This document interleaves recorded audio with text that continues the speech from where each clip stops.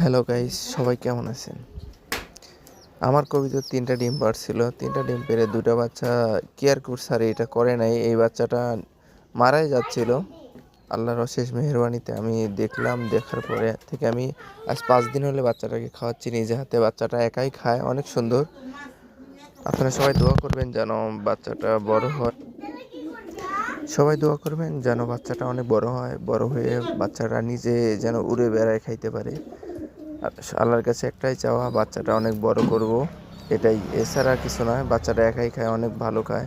হাতের ভিতরে এরকম নিলে হা করে নিজেই খায় নেয়। পাকা ফুঁড়ে টুড়ে উঠে গেছে, অনেক ছোট ছিল বাচ্চাটা। বাচ্চাটা আমাকে দেখলেই যেমন মা বাবাকে দেখলে যেমন চিচি করে, ঠিক সেম আমাকে দেখলে ওরকম চিচি করে। তখনই বুঝতে পারি তার খিদে লেগেছে। আমি তখন এসে অল্প কিছু যাই পারি খাওয়াই।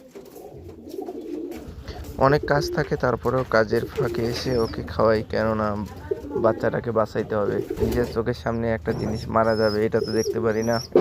সবাই আমার চ্যানেলটা সাবস্ক্রাইব করে আমার পাশে থাকবেন। সবাই লাইক কমেন্ট শেয়ার করবেন, কেননা আপনাদের জন্যই ভিডিও বানাই। আর আপনারা যদি লাইক কমেন্ট সাবস্ক্রাইব না করেন তাহলে কেমনে কি করে হয় ভাই? এক দেড় হাজার লাইক কমেন্ট হয়, তারপরেও কেউ সাবস্ক্রাইব করেন না। সবাই সাবস্ক্রাইব করবেন।